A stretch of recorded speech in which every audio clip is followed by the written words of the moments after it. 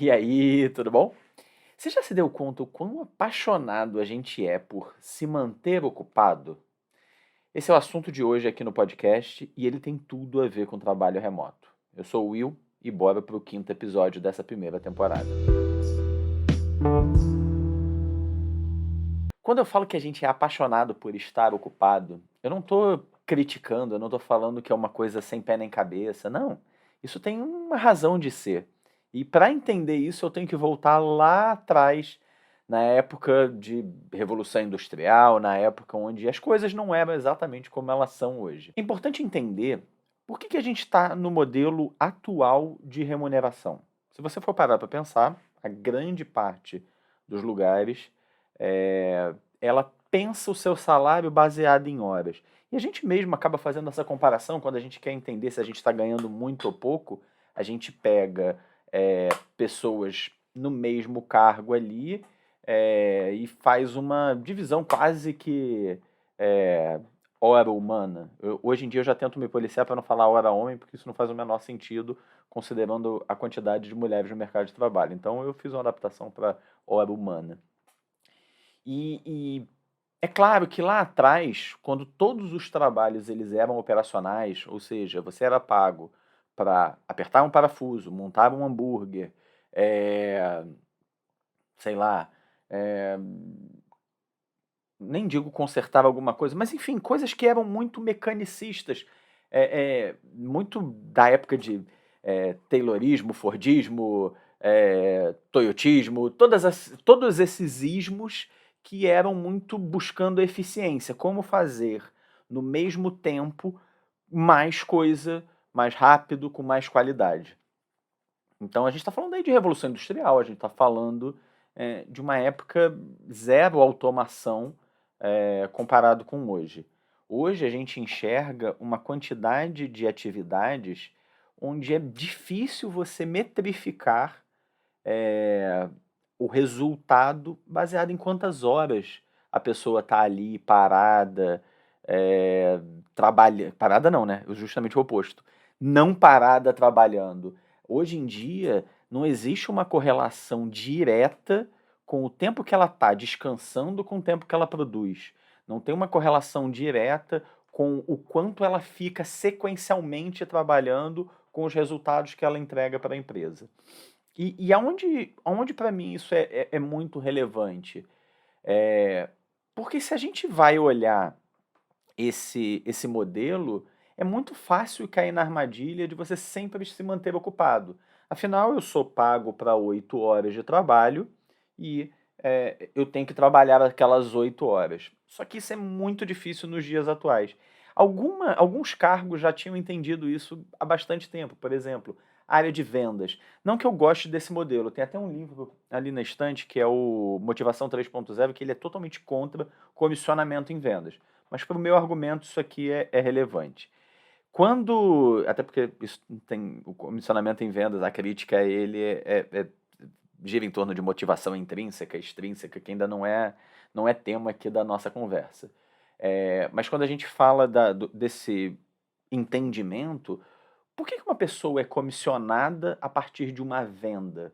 Claro, descontando taxa de retenção, descontando se foi uma venda ruim ou boa, descontando se a cliente ficou ou não, descontando, sei lá, o custo da operação. Mas por que ela é comissionada com base na venda, com base naquele resultado, naquele dinheiro que ela trouxe para dentro de casa? Porque isso é uma forma de medir quanto valor você está gerando para a empresa. Um outro cenário onde também era muito comum você ter pessoas sendo remuneradas com base no valor que ela gera para a empresa eram os freelancers.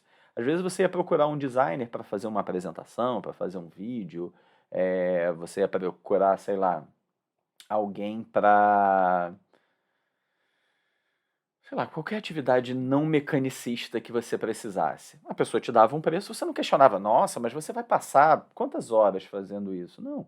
Eu simplesmente olhava falando, ó, essa atividade aqui, esse job entregue, vai me gerar X valor dentro desse contrato. Vale a pena ou não vale a pena contratar? É simples assim. Você não quer saber quanto tempo ele está gastando naquelas horas. Então, esses são dois exemplos do que eu enxergo que é a tendência da remuneração no futuro. Vai servir para todo mundo? Não. A gente vai continuar tendo atividades mecânicas.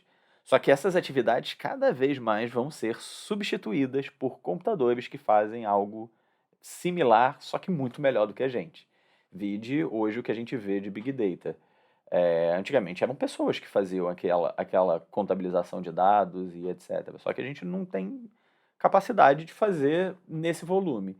Então, eu acredito que grande parte das atividades que hoje ainda são muito atreladas à hora, elas vão ser substituídas. Tá? Talvez algumas que ainda precisem muito de uma interação humana. Por exemplo, um garçom. Claro, você pode ir num bar que é totalmente automatizado, que você se serve ou qualquer coisa assim. Mas existe um apreço por um garçom, alguém que te atenda, que te ajude, que te oriente, que seja aquele, às vezes, até aquele amigo que te dá conselhos ali, não de bebedeira, conselhos de o que escolher dentro daquele mar de opções. Essa pessoa ela tem que ser remunerada por hora, sim. Eu acho que o cálculo da remuneração dela por hora faz muito sentido. Porque, de fato, ela estar ali disponível por 2 ou 3 horas faz uma diferença grande no valor que ela gera para casa. Então, se você tem um bar e esse garçom tem ali um ticket médio de X, se ele fica Y horas, é proporcional se ele ficar 2Y. Então, sei lá, só porque eu não gosto muito de letra e número na mesma frase, um garçom que tem aí um ticket médio de mesa de R$ 100, se ele trabalha 4 horas, ele gera R$ 400 de valor para a empresa. Se ele trabalha 8 horas, ele gera R$ 800 de valor para a empresa. Tão simples quanto. Agora, quando você vai para um trabalho de um analista, para um trabalho de um coordenador, de um supervisor, onde não existe tanto essa correlação, é mais difícil de você ter um cara crachá tão simples no hora humana. Vou dar um exemplo. Para montar esse roteiro aqui, eu simplesmente estava com um bloqueio criativo generalizado. Eu liguei o videogame e botei meu celular do lado. Fiquei jogando um pouquinho, aí eu ia lembrando de uma coisa, pum, anotava no celular. Ia lembrando de outra, anotava. Eu tinha antes parado, sentado na frente do computador e pensado, vou fazer o meu roteiro. E simplesmente não saiu nada. Se eu for analisar a questão de horas de trabalho, aonde eu encaixaria isso? Eu botaria horas no meu trabalho dizendo que eu estava trabalhando para jogar videogame? Ou eu não contabilizaria essas horas porque eu estava jogando videogame, mas eu estava com a cabeça totalmente focada em gerar esse conteúdo que eu estou compartilhando com vocês aqui agora. Entende a nuance, assim? Hoje a gente tem atividades onde o ócio, onde a concomitância, onde fazer outras coisas para esvaziar a sua cabeça faz parte de conseguir produzir. O Steve Jobs é que tinha muito essa mania, né? Ele saía para andar, ele ia caminhar para pensar na solução dos problemas dele. Não só o Steve Jobs, mas várias outras pessoas comentam isso. E às vezes acontece isso. Você vai tomar banho e você tem uma ideia. Você vai dar uma volta ou você está conversando com seus amigos e a solução mágica dos seus problemas acontece. Por que eu estou falando isso? Se eu falei sobre se manter ocupado, por que eu estou falando de hora humana trabalhada? Por que eu estou falando de atividades mecânicas ou não? Porque para mim esse é o cerne que nos levou a hoje estar onde a gente está, nessa grande paixão por se manter ocupado. Se você é pago para ficar 8 horas trabalhando numa jornada de trabalho tradicional, tem algumas empresas que passam disso, mas se você é pago para ficar 8 horas trabalhando,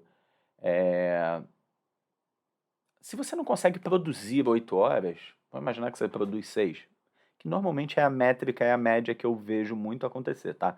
6 horas de produção boa e o resto encheção de linguiça. Mas isso aí também pode ser papo para depois. Mas vamos lá, você produziu durante 6 horas, mas você tem que cumprir uma jornada de 8. O que você vai fazer nessas outras 2 horas? Se você não faz nada, é provável que seu chefe vire e fale: olha, eu vou descontar do seu salário. Poxa, você não está cumprindo a sua carga horária. Mas se você for tentar produzir, pode até ser que você consiga, mas não é provável.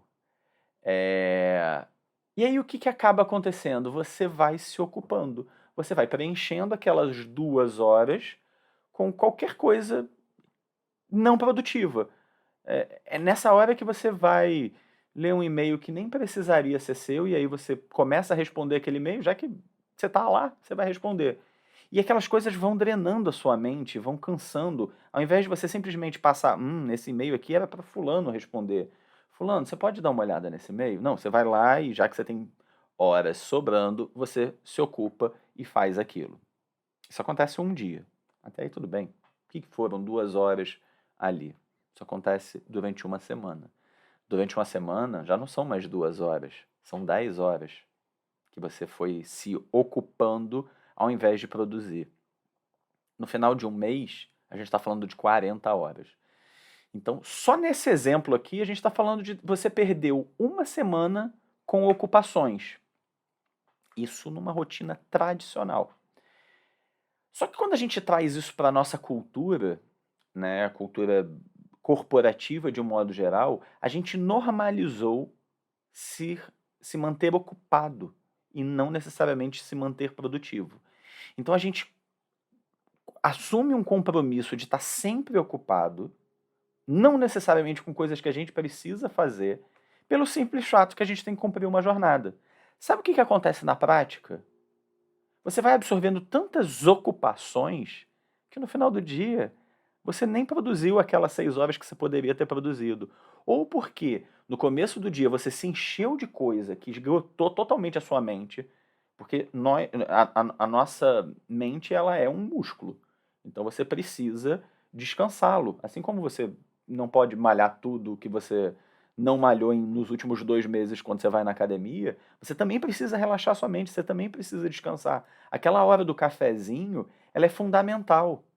É aquele momento ali que você não está nem se ocupando e nem produzindo. Você está, de fato, descansando esse músculo precioso que é a tua mente. E é por isso que a galera também sente tanta falta do cafezinho. Porque era o único momento que no dia a gente podia ter isso. Quando a gente veio para o remoto, o que aconteceu com a hora do cafezinho? Foi engolida no overbooking de agenda que a gente faz, que é insano. Tipo, termina uma reunião, você já emenda na outra, que termina e você já emenda em outra. E aí você chegou, quando você para ali aquela sequência gigantesca de reuniões, você ainda tem que trabalhar nas coisas individuais que você tem, seja fazer uma planilha, seja fazer uma apresentação, seja escrever um texto, um e-mail.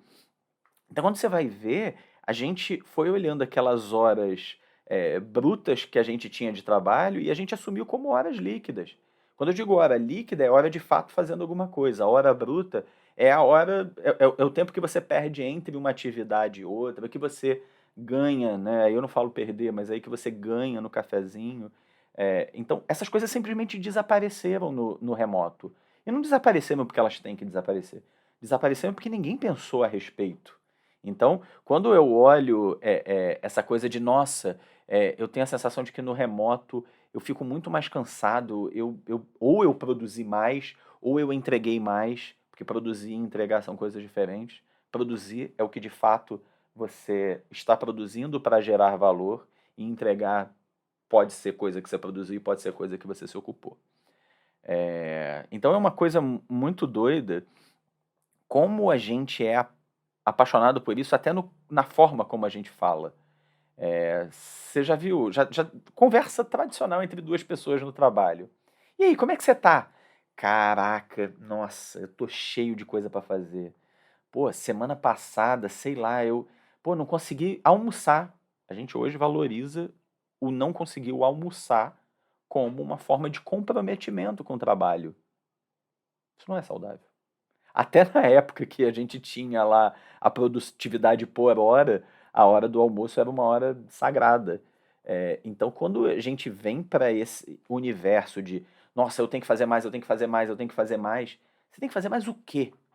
Você tem que fazer mais atividades produtivas, não atividades ocupacionais.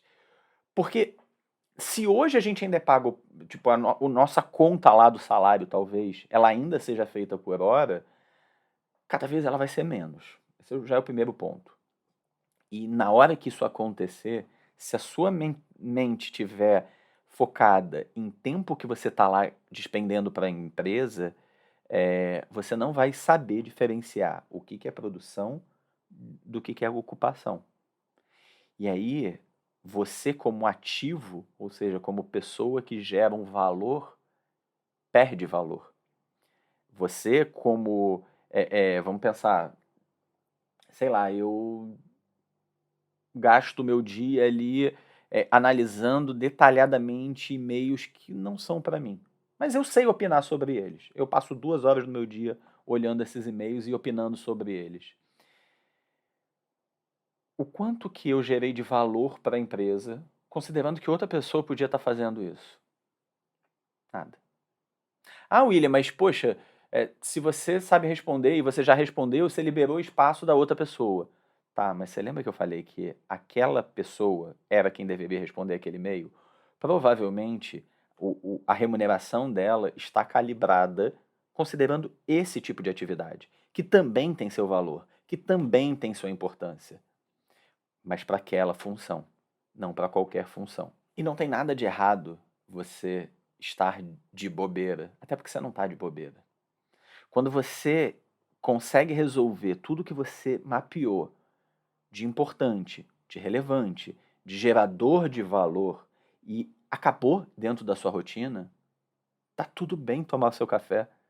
Tá tudo bem você parar e olhar, sei lá, um vídeo no YouTube. Eu já fui o tipo de pessoa que ficava irritado quando eu chegava no trabalho e eu cheio de coisa para fazer, porque eu sempre fui meio polvo mesmo, eu saía pegando um monte de coisa ali, mas pensando no meu crescimento, então era uma ação deliberada de pegar mais coisas do que eu era pago para fazer, olhando por esse prisma, porque eu queria aprender e eu acredito muito que a gente aprende fazendo. É, e aí eu olhava para o lado e tinha alguém ali vendo, sei lá, G1, Globo.com, vendo notícia. E aí eu comecei a me questionar sobre isso.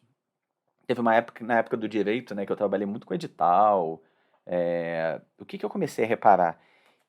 Eu ia emendando um edital no outro, e eu ia analisando, e eu ia respondendo, e eu ia fazendo ofícios, e eu ia, enfim, eu seguia numa linha bizarra de produtividade, sim, não era ocupação, mas era uma produtividade tão sequencial que ela me fazia mal. Por quê? Chegava um momento que eu já estava botando na análise de um negócio uma parada do edital anterior.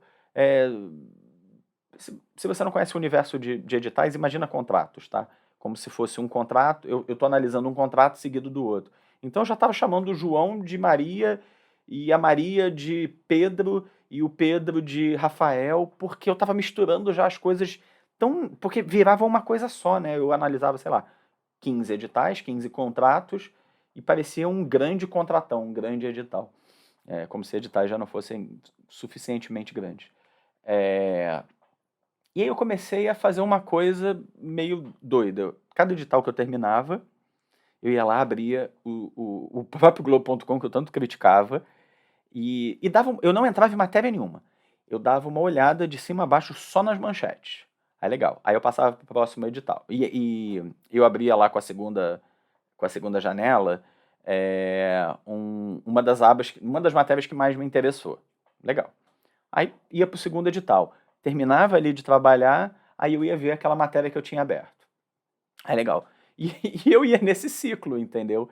E aí eu comecei a entender que cada vez que eu parava para ver uma matéria, para ver alguma coisa que não tinha nada a ver com o trabalho, eu esvaziava a minha mente. E o meu próximo edital não tinha tantas confusões. Então eu comecei a questionar essa coisa do não, você tem que produzir, não sei o quê. Até mesmo aquela nossa lógica de poxa, eu produzi 6 horas, eu não podia pegar minhas coisas e ir embora? Eu digo que talvez. Mas eu também acho perigoso. Porque quando você vai nessa batida de eu quero produzir, produzir, produzir, produzir, produzir sequencialmente, você tem uma perda. Você tem um estudo, né? Não sei se vocês conhecem aquele TED, né? O TED Talks, né? Muita gente conhece. Que é um evento de palestras. E eles, a partir de um estudo científico que falou que a gente só consegue se concentrar durante 18 minutos sequencialmente. Por isso que as palestras lá são calibradas para ter no máximo 18 minutos. Se você for olhar a técnica Pomodoro ela fala que você tem que se concentrar entre 15 e 25 minutos, aí a galera diverge um pouco entre uma coisa e outra, e descansar por 1 a 5 minutos, também com divergências. Então, você vê que até mesmo técnicas de produtividade falam que você tem que produzir e parar, produzir e parar, produzir e parar. Mas o parar não é parar e ficar ocupado fazendo outra coisa, porque isso também está gastando a sua mente. É parar e, de fato, sossegar. Aqui em casa, eu tinha uma regra com. Agora minha esposa já voltou para o presencial, mas quando a gente estava no remoto, a gente olhava ali um horáriozinho na nossa agenda e parava 10 minutos para tomar café. Às vezes até 5 minutos para tomar café. Mas era certo. Entre uma batida enorme de reuniões e outra, você sempre encontra 10 minutos. Olha que eu estou falando de 2 agendas que eram cheias de reunião. E a gente encontrava 5 a 10 minutinhos para parar, tomar um café expresso e falar: e aí, como é que está seu dia? Ou seja, a gente recriava em casa aquele momento do café presencial. E se você no remoto não tiver essa disciplina, você vai enlouquecer. Porque é muito possível que a tua rotina do trabalho não te deixe ter esses momentos. Então, trazendo aqui já 2 dicas fundamentais. Primeira, separa o que você enxerga como produtividade e como ocupação. Tá? Não tenta abraçar o mundo. Porque a quantidade de ocupações que você pode arrumar no seu trabalho é infinita. A quantidade de produção, por incrível que pareça, é limitada. Porque às vezes você tá produzindo num nível e aí acabou esse negócio, você tem que passar para alguém e alguém tem que fazer a parte dele. E aí você vai esperar um tempo para esse negócio voltar. Por mais que você vá alternando a quantidade de coisas que você tem para fazer, produzir é uma coisa que pode acabar no seu trabalho. Ocupação, não. Então toma muito cuidado com isso, em saber separar o que é produção do que é ocupação. Essa é a primeira dica que eu trago aqui. Segunda dica, se você sentir que precisa resetar o teu dia ali por 5 minutos, gente, 5 minutos. E não são 5 minutos olhando o celular, não são 5 minutos respondendo o WhatsApp, não são 5 minutos, sei lá, se ocupando mais ainda. São 5 minutos olhando pro teto, tomando um café, conversando com alguém, fazendo nada, vendo G1, sabe? Não gasta a sua energia mental com nada que você tem que pensar nesses 5 minutos, porque você está precisando reiniciar as baterias.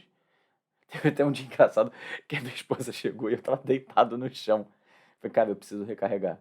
E assim, pra ela deve ter sido uma visão esquisita achar que eu não tava nem vivo ou que eu tava dormindo, sei lá o que deve ter passado na mente, mas eu faço isso, eu deito no chão e falo, eu preciso 5 minutos aqui. Eu boto o relógio no celular e levanto depois disso. Então, se você já separou o que é ocupação do que é produção, se você já tem os seus rituais para criar esses momentos de reiniciar o computador, porque hoje em dia a gente nem reinicia o computador também, né? A gente vai emendando um dia no outro. Para o nosso computador é como se nada tivesse. Você está ali com a atualização do Windows ou do Mac há 200 anos para fazer e não faz, porque você não reinicia o computador e você também não reinicia o seu computador mental. E aí agora vai uma dica específica para gestores, tá? Muitas vezes, quando um gestor se ocupa, ele está perdendo a oportunidade de ser acionado por um liderado quando ele de fato precisa agir. E quando eu digo isso, não é num tom de crítica, é num tom de caramba, você pode estar perdendo uma oportunidade de ver quão fantástico é o teu liderado. Porque se você não tem tempo para ele, você não vê as coisas erradas que podem acontecer, que é o que todo mundo tem medo, mas você também não vê as coisas fantásticas. Você não tem um tempo de qualidade ali para escutar ele falando: "Ah, eu pensei em fazer isso". E você olhar no rosto dele e falar: "Caramba, que legal! Poxa, você teve uma ideia fantástica. Gostei disso". Se você se ocupa o tempo inteiro, você não vai ter tempo livre para as pessoas. E se você não tiver tempo livre para as pessoas, você perde a beleza da gestão. Porque gerir é tomar boas decisões, direcionando caminhos, pensando alternativas e tudo mais, mas desenvolvendo pessoas também. Se você não gosta de desenvolver pessoas, vai ser especialista, vai ser um consultor, enfim, também é um caminho.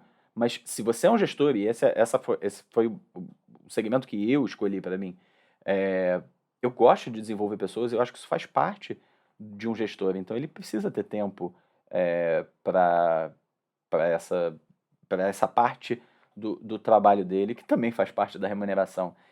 Eu já não tive nenhum líder assim, então não adianta vocês ficarem tentando rastrear, mas é uma pessoa que eu conhecia de trabalho, que era uma gestora, e, tipo, todas as pessoas que iam na mesa dela, né, pra conversar, ela conversava digitando no computador e ela nem te olhava. E ela ainda argumentava: "Não, eu estou te escutando, pode falar". E eu olhava isso e falei: "Meu Deus, caramba, eu acho que eu nunca ia na sala dela. Eu ia ficar com medo de ir na sala dela". Então, as pessoas não podem ter medo de te acessar, porque você vai perder justamente muitas informações preciosas. E eu, da última vez eu falei que eu ia fazer mais um vídeo sobre o Elon Musk, sobre aquela matéria do Elon Musk que saiu, que ele falou, né, que as pessoas, o remoto tinha acabado para a Tesla, que nunca mais isso ia acontecer e tal. E por que eu trouxe esse tema da ocupação, do quão apaixonado a gente é por se manter ocupado ao invés de se manter produtivo? Porque uma coisa naquela matéria me chamou a atenção.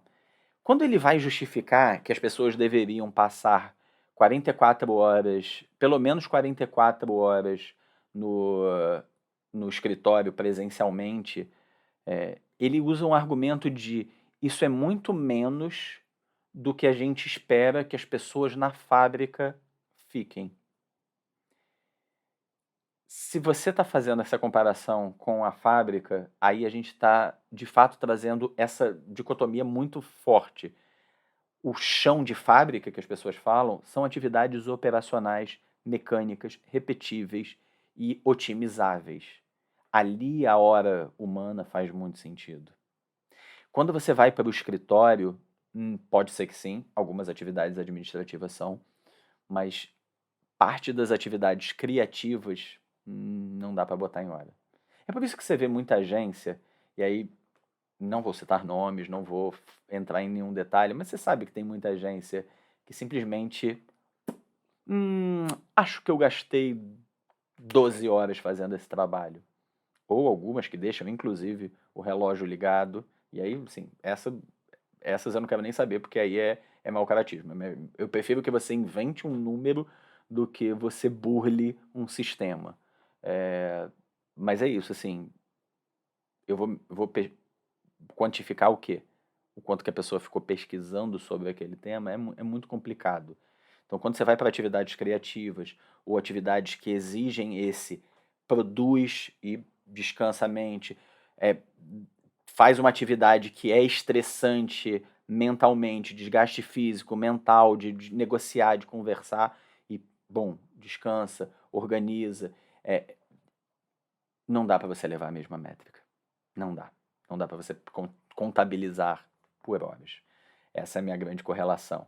E aí, quando a gente vem para o remoto, o que eu digo é: a gente pode no remoto ter atividades que são metrificáveis por hora e você trabalhar muito bem no remoto. Você pode ter atividades que não tem nenhuma correlação com a hora trabalhada e também funcionar muito bem. O grande ponto é que você tem que saber separar as duas coisas. Se você jogar tudo ali no mesmo balaio, você, vai impedir que as pessoas que são metrificadas por hora surtem. Porque essa galera vai surtar. Porque você vai querer que ela trabalhe às 8, 9, 12 horas sequencialmente, né? Num ganho de escala ali, que ela não vai nem ver a cor desse dinheiro.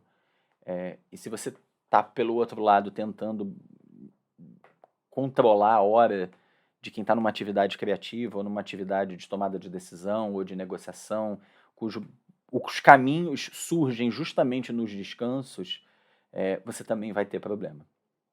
Então, esse foi o quinto e penúltimo assunto da nossa primeira temporada, que é como a gente fechará uma parte dessa nossa conversa sobre trabalho remoto. A gente se vê no próximo episódio para falar de ferramenta. É uma coisa que todo mundo ama, mas que a gente precisa analisar com algum cuidado. Um grande beijo, um grande abraço e até a próxima.